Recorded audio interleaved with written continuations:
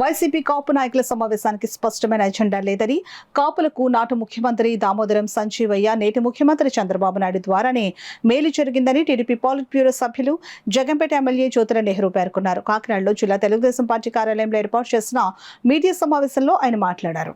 ప్రయత్నం చేసుకోవడంలో తప్పులేదు.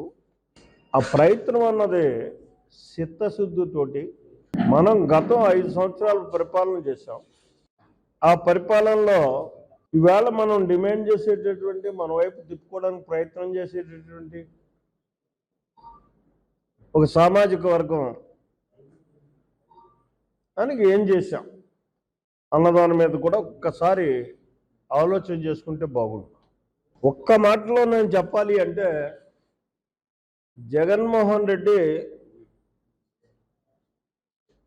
కాపుల్ని క్లైమ్ చేసుకోవడానికి అనర్హుడు. కాపుల నిర్ణయం ఎలా ఉంటుందన్నది తర్వాత ఆ విషయం. వాళ్ళ కోసం ప్రయత్నం చేయడం అన్నదే అతను అనర్హుడు అని చెప్పక తప్పదు నేను. ఎందుకంటే 45 సంవత్సరాలు పైబడి ఏదైతే బీసీల కోసం వివిధ కోణాల్లో వివిధ రకాలుగా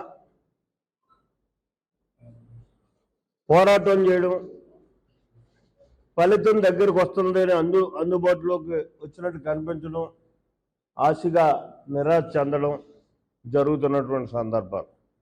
అటువంటి సందర్భాల్లో చాలా నిర్విఘ్నంగా, నిర్మమోటంగా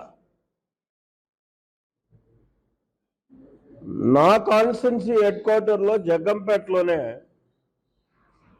కాపుల్ని బీసీలో చేర్చుకోవడం అన్నది జరగదు. ఒక ఎన్నికల బహిరంగ సభలో చెప్పినటువంటి వ్యక్తి పోనీ బీసీల్లో చేర్చుకోవడానికి జరగదన్నటువంటి వ్యక్తి బీసీలకు చేసినటువంటి, కాపులకు చేసినటువంటి చేయూత ఏంటి గత 5 సంవత్సరాల్లో వారు అని కానీ చూసుకున్నట్టయితే జీరో అని చెప్పక తప్ప.